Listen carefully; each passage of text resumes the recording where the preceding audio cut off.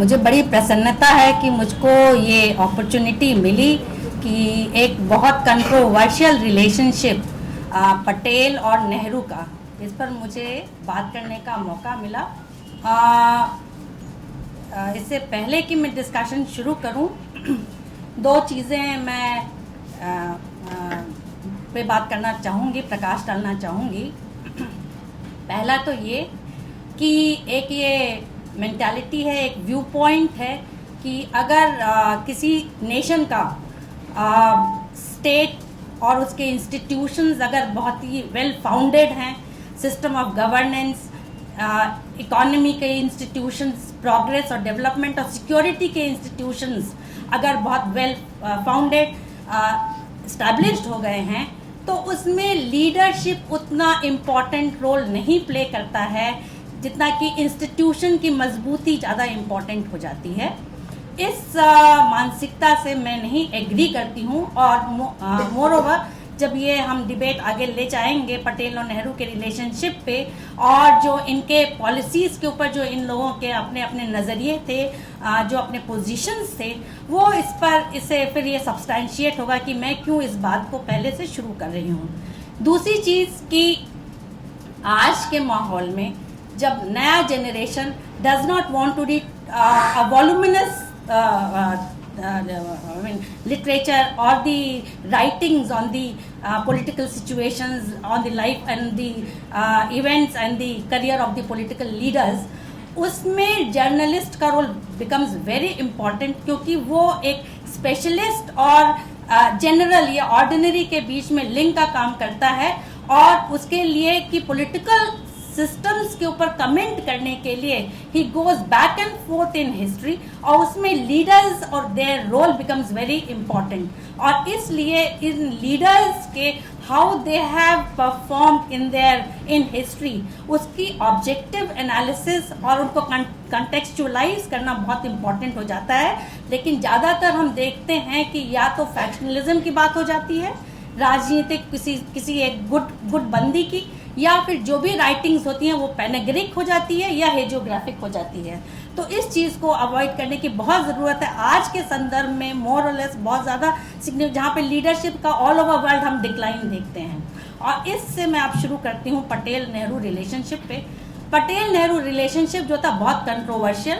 बहुत मिसअंडरस्टूड और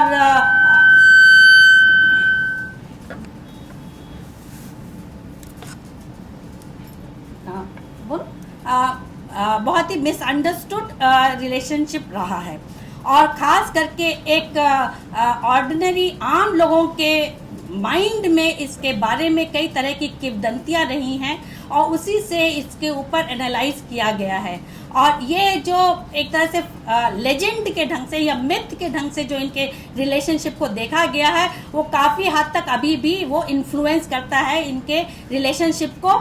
जो एनालाइज करते हैं और देखते हैं, जो माइंडसेट इनके रिलेशनशिप को एनालाइज करता है, उसके ऊपर काफ़ी बड़ा इम्पैक्ट इसका पड़ा है। और ऑल द मोर ये ज़्यादा सिग्निफिकेंट तब हो गया जब दो तरह की धारणाएं देखी गई। पहला ये कि Patel was seen as a faithful disciple of Gandhi, और यहाँ तक कि ब्लाइंड फॉलोअर ऑफ गांधी। और ये कंट्रोवर्सी में तब हुआ जब गांधी जी ने नेहरू जी को प्रमोट करना शुरू किया, और उससे जो इनके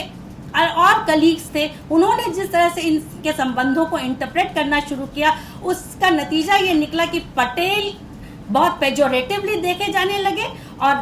नेहरू जो थे वो काफ़ी मिसअंडरस्टूड हुए। इसलिए जब भी पटेल और नेहरू के रिलेशनशिप को देखा जाने लगा, वो पटेल, नेहरू और गांधी के रिलेशनशिप के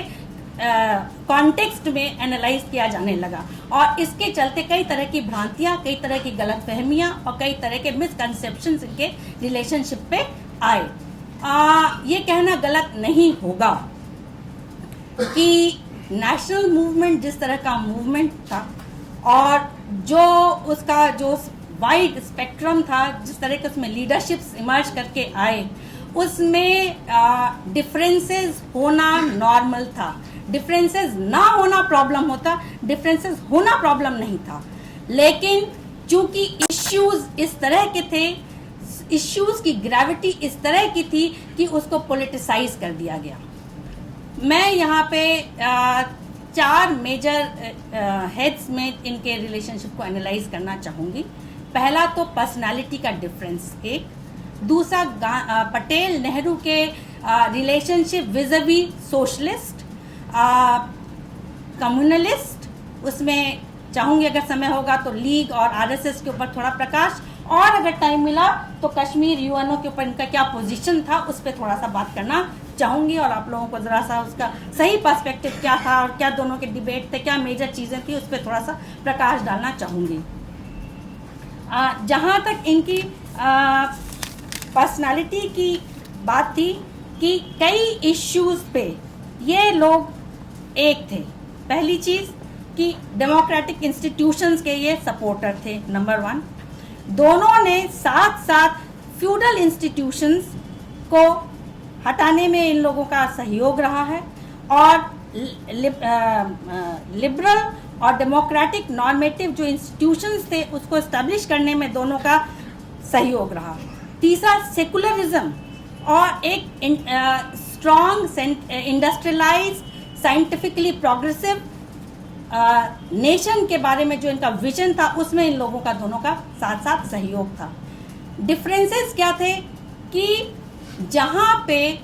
नेहरू का एक सिविलाइजेशनल एस्पेक्ट था हिस्ट्री का, और उसके संदर्भ में वो नेशनल प्रोग्रेस की बात करते थे। उनका मल्टी डायमेंशनल अप्रोच था इश्यूज़ का, यहाँ तक कि उनका रवैया या नज़रिया एस्थेटिक था, इंटेलेक्चुअलिज्म का ऑरा था। वहीं पे पटेल का जो अप्रोच था वो थोड़ा लीनियर था, प्रोजेक्ट था, स्टेट क्राफ्ट मैनेजमेंट का था, और एक बड़े ऑर्गेनाइजर का अप्रोच था। और इसलिए ये जो एक सीमिंग डिफरेंस लगता था, इसको जब इंट्रा पार्टी फैक्शनलिज्म के तहत में इस चीज़ को, ये जो अप्रोच का ये जो डिफरेंसेस था, इसको हाईलाइट किया गया। और इसके चलते इनके जो रिलेशनशिप्स थे पटेल और नेहरू के, उसको बहुत कुछ एक मिस रिप्रेजेंट किया गया हिस्ट्री में, और बहुत कुछ इसमें रोल जो रहा गया वो सो कॉल्ड लेफ्ट थिंकर्स या सोशलिस्टों का इसमें ज़्यादा रहा। और इसका नतीजा ये रहा कि मतलब जो प्रॉब्लम्स जहाँ पे ये हाईलाइट हुए, पहला वो रहा प्रॉब्लम कि सोशलिस्टों को लेकर के सोशलिस्टों का 1934 में कांग्रेस सोशलिस्ट पार्टी का इमर्जेंस हुआ, और यही पीरियड था जब कि अंग्रेज़ एक गवर्नमेंट ऑफ इंडिया 1935 एक्ट के तहत बातचीत कर रहे थे कि हाँ यहाँ इलेक्शन का एक सेमिनल इलेक्शन और एक डेमोक्रेटिक कुछ उसका एक ढांचा सा देने के लिए हिंदुस्तानियों को, जिसके लिए बातचीत चल रही थी। और इससे पहले सिविल डिसोबीडियंस के विड्रॉल, और ज़्यादातर अधिकतर कांग्रेस नेता जेल में थे और 34 के टाइम में ही रिलीज हुए। और इसी टाइम में कांग्रेस सोशलिस्ट पार्टी का गठन हुआ कांग्रेस के अंदर। अब यहाँ पर एक चीज़ देखने की बात है, सोचने की बात है कि कांग्रेस सोशलिस्ट पार्टी का जो इमर्जेंस हुआ 1934 में, उसमें उस वक्त नेहरू, पटेल, राजेंद्र प्रसाद लीडिंग लीडर्स थे, जो कि पॉलिसी फॉर्मुलेशन के ऊपर किस तरह की स्ट्रैटेजी होगी, किस तरह का मूवमेंट होगा, मूवमेंट का क्या तरीका होगा, क्या गोल होगा, उसके ऊपर ये लोग मेन आर्टिकुलेट करने वाले लीडर्स थे। और इन्हीं के जानकारी में कांग्रेस सोशलिस्ट पार्टी का इमर्जेंस, कांग्रेस का में जो होना, उसको एक तरह से ये देखा जाना चाहिए कि पटेल का भी सहयोग था, तभी कांग्रेस सोशलिस्ट पार्टी का इमर्जेंस कांग्रेस के अंदर 1934 में हुआ, नंबर 1। नंबर 2, इसको जो socialist members with in Congress जो थे, खास करके जैसे कि मीनू मसानी थे, जयप्रकाश नारायण थे, अच्युत पटवर्धन थे, आचार्य नरेंद्र देव थे, बाद में राम मनोहर लोहिया और कमला शंकर पांडे, बहुत लीडर्स आए। ये लोग यंग टर्क्स की तरह से देखे जाने लगे, और ये लोग ग्रेविटेट करके, इनका ये रहा कि नेहरू ही इनके लीडर होंगे, जो इनके पोजीशंस होगा इश्यूज के ऊपर, उसका आर्टिकुलेशन नेहरू के थ्रू होगा। और इस चीज़ को बहुत इम्पोर्टेंस दिया जाने लगा कांग्रेस, विद इन दी कांग्रेस, खास करके तब जब गवर्नमेंट ऑफ इंडिया एक्ट को कि इम्प्लीमेंट किया जाना चाहिए, कि इसका इसको रिजेक्ट किया जाना चाहिए, ये इम्पोर्टेंट हुआ। और इसलिए Nehru was projected as a leader of the socialist wing within the Congress. और इस वक्त दूसरा इश्यू जो मुद्दा उठ के सामने आया कि कांग्रेस प्रेसिडेंट के इलेक्शन का, जिसमें कि कैंडिडेट बनाए गए पटेल, पहले पटेल बनाए गए, कि सबका कंसेंसस था कि पटेल बने, लेकिन यंग मेंबर्स का जो नज़रिया था, जो उनकी इच्छा थी, वो थी कि नेहरू बने वापस से। नेहरू 1935 में ऑलरेडी एक टर्म पूरा कर चुके थे और उनका री इलेक्शन हो 1936 में। और इस 1936 को देखा जाने लगा कि ये सोशलिस्ट वर्सेस एंटी सोशलिस्ट है। और इस पे इतनी कंट्रोवर्सी हुई कि पटेल को ने लेटर लिखा महादेव देसाई को जनवरी 1936 में कि बातचीत ये चल रही है कि दुल्हे को फिर से वरमाला पहनाई जाने लगे। ये एग्जैक्ट वर्ड्स हैं, इट इज़ इन गुजराती, जो कि हिंदी ट्रांसलेशन और इंग्लिश भी हुआ है, कि ब्राइड ग्रूम को, दुल्हे को फिर से वरमाला पहनाई जानी चाहिए, ये वरमाला समाजवाद का होगा। और गांधी जी भी इसके लिए तैयार हैं, राजा जी इस पर शांत हैं, क्या करना चाहिए। और जहाँ तक दुल्हे का सवाल है, वो तो कई वरमाला पहनने के लिए तैयार है। ये इन्होंने प्राइवेट इसमें कहा, जिसका कि किसी तरह से इंफॉर्मेशन नेहरू जी को पता चला कि पटेल इस तरह की बात कर रहे हैं। और उन्होंने अपना एंग्विश एक्सप्रेस किया कि हम लोग अब तक साथ काम करते रहे हैं और अगर कोई डिफरेंस है तो आप हमसे कहिए। पटेल का जवाब इस पर था, हालांकि जस्ट इसके पहले उसी लेटर में नेहरू ने यह भी कहा कि अगर समाजवाद की बात होती है, सोशलिज्म की बात होती है, तो उसमें बुराई क्या है, किसान लोग तैयार हैं। और गांव-गांव में अब गांधी जी का जो मूवमेंट है, उससे अब इतनी जागरूकता आ गई है कि हम एक कदम आगे जा सकते हैं। ये इन्होंने जो पटेल को लेटर में लिखा। पटेल का इसका जवाब ये था कि देखिए, हम लोग ये बात जरूर कर रहे हैं और मैं समाजवाद, सोशलिज्म किसी के खिलाफ नहीं हूँ, मैं इनफैक्ट किसी इज्म के खिलाफ नहीं हूँ, चाहे वो कैपिटलिज्म हो चाहे वो सोशलिज्म हो। मेरा सवाल ये है कि पहला मुद्दा हमको आज़ादी पाने का है, और अगर उसमें किसी भी तरह का क्लास वॉर की बात अगर आती है, उठती है, और ये जो गोल है ये हमारा किसी तरह से वीकेंड होता है और हमें डिवाइड करता है, तो मैं उसके अगेंस्ट हूँ। दूसरी चीज कि जिस तरह से ब्राह्मणों की 84 कास्ट हैं, 84 कास्ट हैं, उसी तरह से सोशलिस्टों की भी 85 ग्रुप्स हैं। दे themselves don't know the true meaning of socialism. There is no unanimity on the definition of socialism. When they themselves are not united on how they define socialism, तो इस पे और लोग क्या बात करेंगे। पहले वो अपना प्रोग्राम लेकर के आए, और उस प्रोग्राम में अगर लोग तैयार होते हैं, गांव ले जाएं, लोग सहयोग करते हैं, तो मैं उनके साथ हूं। लेकिन अगर इस बात पे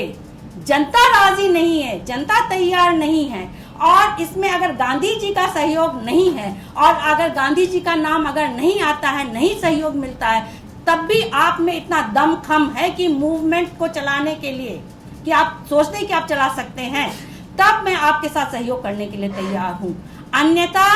आप इस वक्त इसको रोकिए। ये बातें जब हमको आज़ादी मिल जाएगी, जब हमारा स्वतंत्र देश होगा, हमारा अपना संविधान, अपने इंस्टीट्यूशंस होंगे, तब आप समाजवाद की बात करिए, चाहे उसे पूंजीवाद की बात करिए, और चाहे जिस तरह का डेवलपमेंट, जिस तरह का विजन आप चाहते हैं उसकी बात कीजिए। ये अभी समय नहीं है कि इस मुद्दे को यहाँ पर उठाया जाए और इसके अराउंड हम लोगों में बंटवारा हो और हमारा मूवमेंट जो है आज़ादी का वो कमज़ोर पड़े। तो एक चीज़ ये, लेकिन इस मुद्दे को उठाया गया, इस मुद्दे को लेके कंफ्यूजन पैदा किया गया, और इस मुद्दे को लेके पटेल और नेहरू के संबंधों में थोड़ी बहुत खटास या कहेंगे कड़वाहट लाई जाने की कोशिश की गई। और उसका कारण ये था, दो इश्यूज इम्पोर्टेंट हुए जिसमें ये जो सोशलिस्ट फैक्शन था जिसने इसको एक्सप्लॉइट किया। पहला यही इलेक्शंस, काउंसिल एंट्री और formation of Congress ministry in 1935 to 38, दूसरा क्विट इंडिया मूवमेंट 1942, और उसमें जो ये लीडर्स थे कमला शंकर पांडे, अरुणा आसफ अली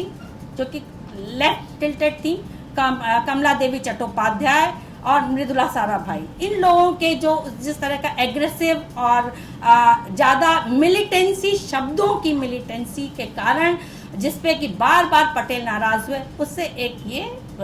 इम्प्रेशन आया कि पटेल और नेहरू में बेसिक डिफरेंसेस हैं। नंबर दूसरा इशू जो इम्पोर्टेंट उठा वो था कम्युनल इश्यूज को लेकर के। काफ़ी मतभेद हुए नज़रिया मुस्लिम लीग को लेकर के, रिफ्यूजीज़ के सेटलमेंट को लेकर के, और आरएसएस महासभा जो हिंदू कम्युनल ऑर्गेनाइजेशंस थे इनको लेकर के। नेहरू का मानना था, और नेहरू कहते भी हैं, इनफैक्ट मैं कोट करना चाहूँगी इसमें,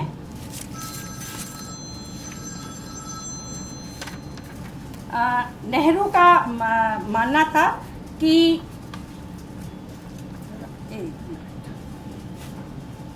आरएसएस जो है एक फैनेटिक ऑर्गेनाइजेशन है, और इसका हाथ हम लोग पाते हैं इसमें गांधी जी के मर्डर उसमें, और इसको और इनके जो भी पब्लिकेशंस हैं, अखबार हैं, पत्रिकाएं हैं, जो ऑफिशियल इनका जो मीडिया है जिसके थ्रू ये प्रोपोगेंडा करें, अपने जो इनके प्रोपोगेंडा के जो और मीन्स हैं, इसको हम लोगों को कंट्रोल करना पड़ेगा, इसको हमको पूरी तरह से बैन करना पड़ेगा, और इस ऑर्गेनाइजेशन को पूरी तरह से ख़त्म करना पड़ेगा। पटेल ये consistently Nehru from early 30s till 49 he was insisting on it, and later on also in 1950 Patel diet, तो वो फैक्शन उसकी बात नहीं है, लेकिन नेहरू का इसमें कंसिस्टेंटली यही पोजीशन रहा है टिल ही वाज नो मोर। तो लेकिन पटेल का जो डिफेंस था या जो उनका आर्गुमेंट था इसके ऊपर, दो चीज़ें उन्होंने, एक कहा कि आरएसएस और महासभा दोनों चीज़ें जो हैं उनके अपना एजेंडा जो है उसमें सिमिलरिटी नहीं है। एक कल्चरल बॉडी की तरह से अपने आप को प्रोजेक्ट करता है, और एक का पॉलिटिकल एजेंडा है महासभा का, और इसलिए कहीं हमारे पास कॉन्क्रीट प्रूफ नहीं है। 1935 में इनका जो पोजीशन था पटेल का, वो पोजीशन ये था कि ये एक सांस्कृतिक ऑर्गेनाइजेशन की तरह से ये अपने आप को प्रोजेक्ट कर रहे हैं, यूथ को ये रोप इन कर रहे हैं अपने प्रोग्राम्स के उसमें, और उनको इन्फ्लुएंस कर रहे हैं, मोटिवेट कर रहे हैं। लेकिन हम इनका रोल जो है दो जगहों में देखते हैं, एक तो बिहार अर्थक्वेक और फ्लड में इन लोगों ने काफ़ी सोशल एक्टिविस्ट की तरह से पार्टिसिपेट किया, और उसमें काफ़ी बचाव और काफ़ी सर्विस की, और उसको देखते हुए हमको ये सोचना चाहिए कि ये मिसगाइडेड यूथ हैं जो यहाँ पे इनके साथ आए हैं, इन्फ्लुएंस हुए, क्योंकि यूथ तो बहुत उतावला होता है, और कोई भी उसको जोशीली चीज़ कही जाए तो उसके पास उसकी तरफ उसका झुकाव हो जाता है। लेकिन हमें ये चाहिए कि इनका ये जो एनर्जी है इसको कंस्ट्रक्टिवली यूज़ करें, यूटिलाइज करें, कांग्रेस ऑर्गेनाइजेशन के साथ इनको जोड़ें, इनको इन्फ्लुएंस करें, और ज़रूरी है कि हमारे सीनियर लीडर्स इनके बीच जाकर किसी भी प्रोग्राम के तहत इनको इनके साथ मिलें, काम करें, इनको इन्फ्लुएंस करें। ये इनका 1935 की पोजीशन थी, और चूंकि कोई कॉन्क्रीट एविडेंस हमको इनके कम्युनल होने का अभी नहीं मिल रहा है, इसलिए अगर हम अपने आप को डेमोक्रेट कहते हैं तो हम कोई इस तरह का लीगल एक्शन नहीं ले सकते हैं। मोर ओवर अभी तो हमारा कोई कंट्रोल भी नहीं है, कोई सरकार भी नहीं है, और इसलिए अगर अंग्रेजों के शह भी मिल रही है आरएसएस वालों को हमको कमजोर करने के लिए, तो हम इसमें कोई रोल नहीं कर सकते, हमारा कोई कंट्रीब्यूशन उस तरह से नहीं हो सकता एक्सेप्ट कि इनको हम इन्फ्लुएंस करें। लेकिन ये स्टैंस इनका बदल गया गांधी जी के मर्डर के बाद। गांधी जी के मर्डर के बाद पटेल का जो पोजीशन रहा और इसको लेकर के काफ़ी कंफ्यूजन और इसको मिसयूज भी किया गया, पटेल का रवैया आरएसएस पे लेकर के। गांधी जी के मर्डर के बाद पटेल एग्री किए कि आरएसएस और महासभा में आइडियोलॉजी मतलब एक अभी भी अपने आप को कल्चरल ऑर्गेनाइजेशन की तरह से प्रोजेक्ट करता है और दूसरा एक का पॉलिटिकल एजेंडा है, लेकिन वही मेंबर्स कभी इसमें आ रहते हैं कभी उसमें रहते हैं, इसलिए ये फर्क करना बहुत मुश्किल हो गया है और दोनों ही ऑर्गेनाइजेशन इंडिया के लिए खतरनाक है, नंबर 1। नंबर 2, उनका कहना था कि ये ऑर्गेनाइजेशन आरएसएस फैनेटिक है, इनकी किस तरह की डीलिंग्स होती हैं, क्या इनके अपने प्रोग्राम्स होते हैं, क्या किस तरह से करना है, उसको उनके बहुत senior members also they don't know about it, they maintain a very high level of secrecy. और इसलिए क्या हो रहा है उनके ऑर्गेनाइजेशन में भी many people, many senior members of their, they do not know about it. तीसरी चीज उन्होंने कहा कि ये एक तरह से चित्पावन ब्राह्मण्स का क्लब है और ये चाहते हैं कि यहाँ पर पेशवा राज बनाया जाए। तो आई फुली एग्री कि इनको किसी तरह से चेक करना जरूरी है, बहुत जरूरी है, लेकिन प्रॉब्लम फिर वही आ जाता है, हम सर्कमस्क्राइब्ड हैं हाई कोर्ट और लीगल उसके पोजीशन से कि hard evidence of RSS party conspiring और involve in the conspiracy of murder of Gandhi ji, वो हमको हार्ड नहीं मिल रहा है। हमको जो मिला है महासभा का रोल और उसमें दिग्विजय नाथ, प्रोफेसर राम सिंह और देश पांडे, ये लीडर्स थे उसके महासभा के, इनकी एक्टिविटीज, इनका बहुत जोश व भड़काने वाला भाषण और मिठाई डिस्ट्रीब्यूट करते हुए, इसका एविडेंस है। लेकिन आरएसएस पर से कहो कि एज ऑर्गेनाइजेशन इस कॉन्स्पिरेसी में इन्वॉल्व रहा, उसका नहीं है। उसके बावजूद भी करीब हमने इनके 1.5 लाख एक्टिविस्टों को अरेस्ट किया है। इनके जो अपने पार्टी प्रोपोगेंडा के जो मैगजीन और किताबें हैं उनको हमने बैन किया है। लेकिन अब ये कहिए कि आपका जो थोड़ा इमोशनल ज़्यादा हो रहा है, लेकिन लीगली डेमोक्रेटिकली अगर आप बात करें तो कानून के तहत अगर चलेंगे तो हार्ड एविडेंस नहीं है। और ये उस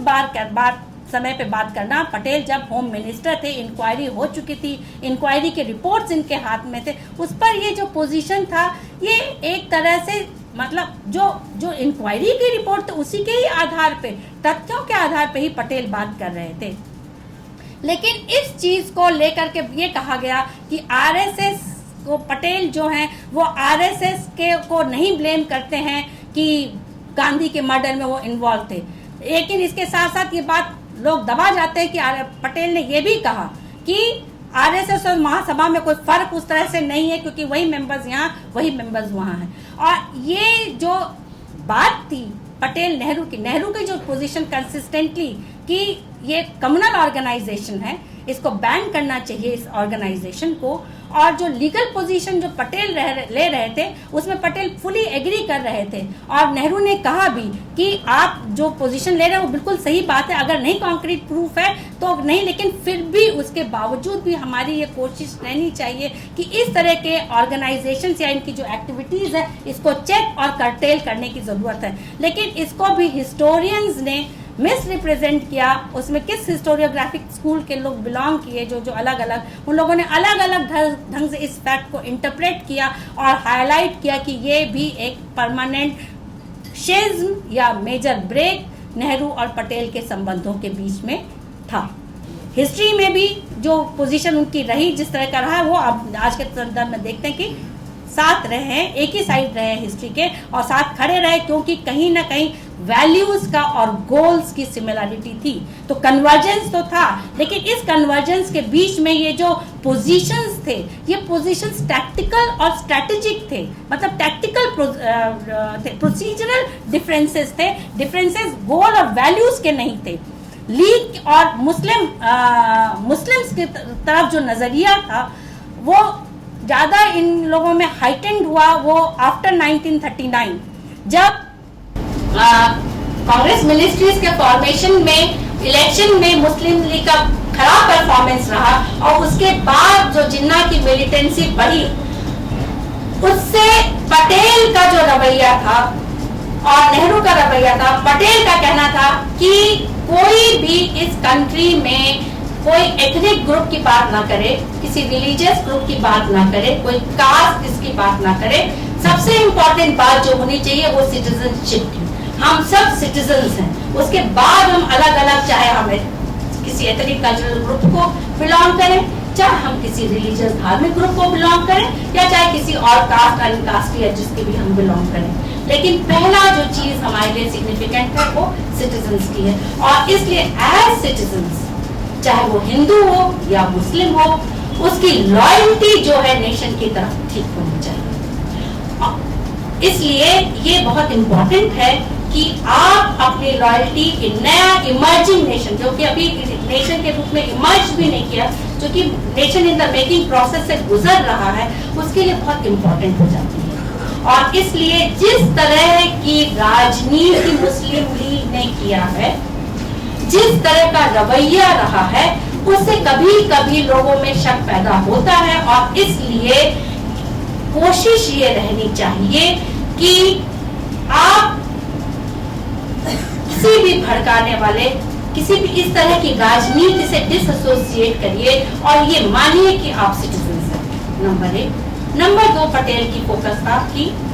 मेजॉरिटी का ये काम होता है कि माइनॉरिटीज जो हैं वो एक लचीले, एक नाजुक बेल की तरह से होती हैं, जिसको कि मेजॉरिटी अपने उससे उनमें कॉन्फिडेंस बिल्ड करता है, उनको सिक्योरिटी का सेंस देता है, और उसकी रिस्पॉन्सिबिलिटी बनती है मेजॉरिटी की कि वो माइनॉरिटी के एंजाइटीज को, इनसिक्योरिटीज को दूर करे, और सिटीजन एज सिटीजन दोनों उसमें एक कोएग्जिस्टेंस, मतलब क्या कहेंगे उसको, कि मेल मिलाप से कोएग्जिस्ट करने की जो भावना है उसको बढ़ाए, उसको जेनरेट करें। और इसलिए इस संदर्भ में मैं ये बात करता हूँ, और जिसको कि गलत मिस इंटरप्रेट किया जाता है। 1947 में मुसलमान हिंद करके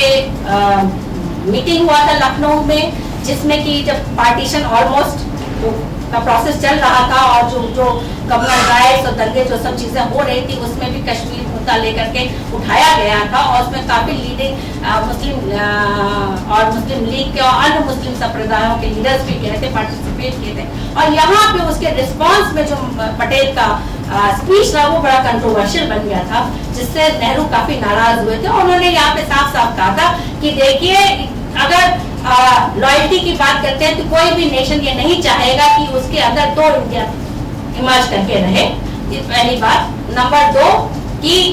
अगर इस तरह के, जिस तरह की राजनीति चलती है, जिस तरह का माहौल बना, उस माहौल में क्लैरिटी की बहुत सख्त जरूरत है और कॉन्फिडेंस बिल्डिंग की बहुत सख्त जरूरत है। और इसलिए जो नेता लोग गए, लीडर्स, उनको भी अपने पोजीशन को साफ साफ बेबाक ढंग से रखने की जरूरत होगी। आप 2 घोड़ों पे सवारी नहीं कर सकते हैं, और इसलिए जरूरत यह है कि आप किस घोड़े को चुनते हैं उसके बारे में आपके दिमाग में क्लैरिटी होनी चाहिए। तीसरी चीज उन्होंने ये कहा कि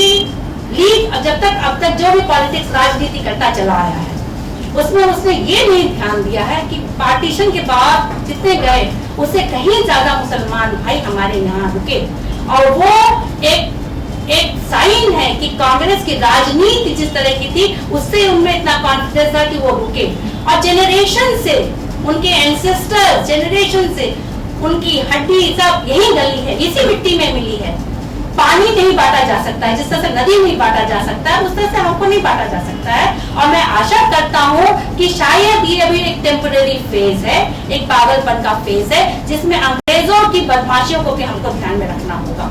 लेकिन इसके बावजूद मैं फिर कहूंगा कि 2 घोड़ों पे सवारी नहीं की जाती। अब ये जो उन्होंने स्टेटमेंट दिया कि 2 घोड़ों पे सवारी नहीं हो सकती है, कौन सा घोड़ा चुनना है, इसके बारे में आपको क्लियर होना पड़ेगा। ये शब्द नेहरू जी को सही नहीं लगा। हालांकि नेहरू जी ने खुद ने कहा इस स्पीच के बाद, ये करीब 5 जनवरी 1948 की स्पीच थी जो कि नेहरू ने अमृतसर में दिया, और वहां पे ये बोले कि इनके कहा पटेल की आदत है कि वो बहुत खरी बातें करते हैं, और कई बार लोगों को वो अच्छा नहीं लगता है, लेकिन वो साफ बात करते हैं, ऑनेस्टी के साथ बात करते हैं। कभी कभी मुझे भी उनकी ये बातें चुभ जाती हैं, पसंद नहीं आती हैं, लेकिन जब उसको लार्जर कॉन्टेक्स्ट में देखते हैं और उसमें तो वो बातें कभी कभी हार्ड और बिटर पिल लेना पड़ता है, हार्ड डिसीजन लेना पड़ता है। और ये पटेल साहब का उनका ये आदत रही है, ये उनकी पोजीशन रही है हर बार, और इसीलिए ये प्रॉब्लम्स आती हैं। लेकिन मैं यहाँ फिर मैं भी ये चाहूंगा कि एज सिटीजन जो भी कोई रहे, जिस कंट्री में भी रहे, जिस नेशन में भी रहे, उसको उसकी तरफ लॉयल्टी होनी बहुत जरूरी है। नहीं तो जहां नहीं है वो वहां से छोड़ के जहां उसकी लॉयल्टी है वहां चला जाए। अब कहने का ये मैं यहाँ पे इसलिए इसको उठा रही हूँ, कहने का तरीका में फर्क था, शब्दों के चुनाव में फर्क था, लेकिन बात जो थी, जो मेन एसेंस था उनका, दैट वाज सिमिलर, कि दोनों ने ये बात कही कि सिटीजन होना बहुत जरूरी है। हम किसी और identity get should be submerged in this identity of citizen of India, और इसलिए ये ज्यादा इंपॉर्टेंट है, ये ज्यादा इसको एम्फसाइज करने की जरूरत है। और इसीलिए ये एस्पेक्ट को बहुत लोगों ने नहीं किया, क्योंकि कई तरह के पॉलिटिक्स और कई तरह के एजेंडा के तहत इतिहास लिखे गए, कई स्टेट के व्यू पॉइंट से, कई दूसरे व्यू पॉइंट से, कई आइडियोलॉजिकल कमिटमेंट के व्यू पॉइंट से। और इसीलिए जब मैंने पहले बार जहां से शुरुआत की कि ऑब्जेक्टिविटी और कॉन्टेक्स्ट हिस्ट्री राइटिंग के लिए दोनों बहुत इंपॉर्टेंट होते हैं। किसी तरह की या तो बहुत पेनिगेरिक या बहुत तारीफ करने वाली भी चीजें नहीं होनी चाहिए, दूसरी तरफ उसकी नेगेटिविटी की भी चीजें नहीं होनी चाहिए, क्योंकि पर्सनालिटीज बहुत ही इंपॉर्टेंट है। क्योंकि क्या डिसीजन होगा, किस डायरेक्शन में नेशन का क्या टर्न लेगा, वो बहुत सिग्निफिकेंट हो जाता है इन पर्सनालिटीज के डिसीजन से, इंपॉर्टेंट हिस्टोरिकल जंक्चर से। ठीक है, और इस संदर्भ में जो आज के में और आज के लिए थोड़ा लिए क्या कहिएगा न्यूज वाला आइटम हो जाता है, वो है कश्मीर और यूएनओ का इश्यू। कि आज के भी कॉन्टेक्स्ट में ये एक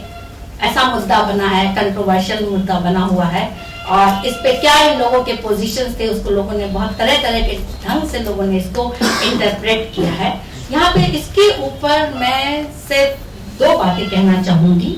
कि पहली चीज तो ये थी कि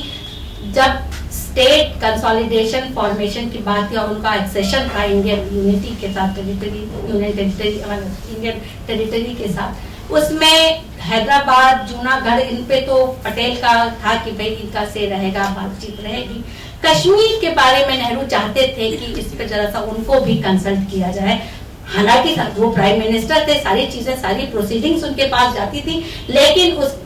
डे टू डे क्या हो रहा है, किस तरह से डिसीजन लेना है, किस तरह से क्या करना है, डे टू डे एडमिनिस्ट्रेटिव जो उसका एस्पेक्ट था, जो साइड था, उसके बारे में काफी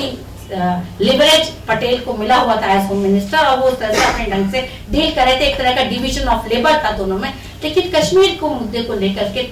नेहरू वो थोड़े से इमोशनल थे और उसके लिए चाहते थे कि उसके ऊपर इनका से रहे। और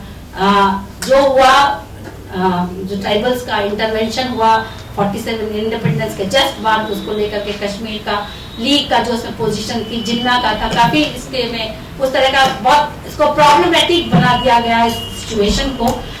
लेकिन पटेल और नेहरू के जो इस पे एक पूरा एग्रीमेंट ये था कि डेमोक्रेटिक नॉर्म्स वायलेट नहीं होने चाहिए।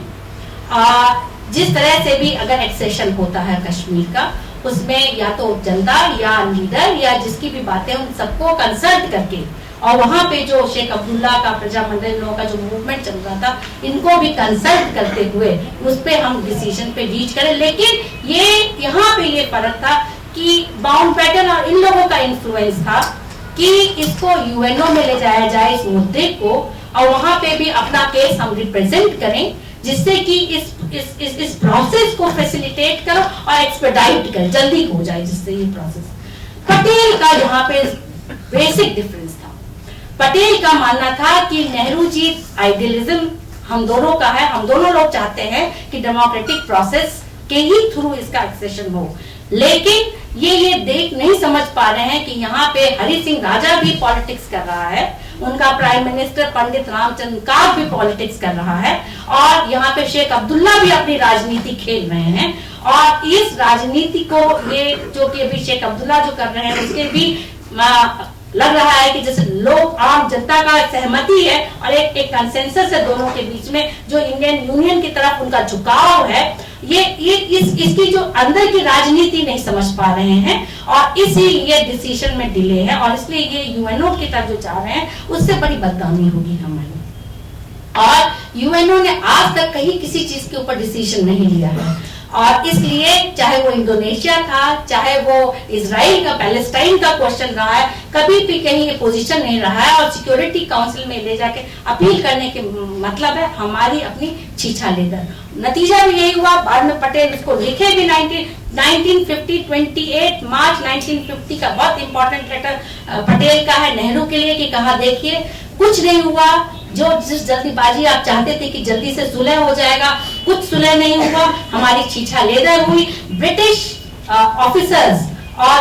एडमिनिस्ट्रेटिव ऑफिसर्स, ब्रिटिश आर्मी के ऑफिसर्स सब पाकिस्तान में उनको नौकरियां दे दी गई हैं, एब्जॉर्ब हो गए हैं। पूरा मीडिया उनका, पूरा ब्रिटिश मीडिया लगा हुआ पाकिस्तान के केस को हाईलाइट करने के लिए, और हमारी बदनामी हो रही है। नतीजा ये है कि ऑब्वियसली वो उसको सपोर्ट करेंगे, चाहेंगे। यूएस का भी रोल इसमें बहुत खराब हो रहा है, और ये जो लेटर है 28 मार्च 1950 का इन्होंने एंडरसन को लिखा है, और इसमें चर्चिल का भी रोल बहुत खराब रहा है। पहले भी उन्होंने हमारी बहुत बदनामियां की हुई हैं, और जगह जगह पे पब्लिक प्लेटफॉर्म पे हमारी बात की, तो इसका हमारा नतीजा निकला क्या?